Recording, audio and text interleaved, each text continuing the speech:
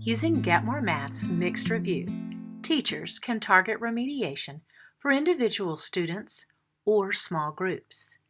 With proficiency data, Get More Math groups students for you.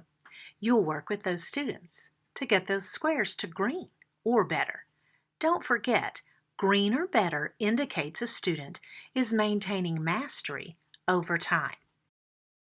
In viewing a skill in the mixed review report, a teacher can see which students are retaining mastery on this concept over time, those students who are green or better.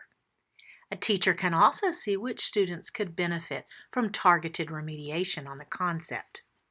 This skill has been active long enough that many students have changed the color of the square to gold. However, these two students, Omar and Sela, are not demonstrating proficiency yet. Let's look at the accuracy data in the mixed review report as well. Omar and Sela have 100% accuracy on this skill. That would seem like the students understand the skill, so why aren't they green or better?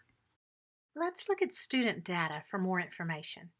In viewing Omar's individual student data, I see that Omar has attempted this skill twice.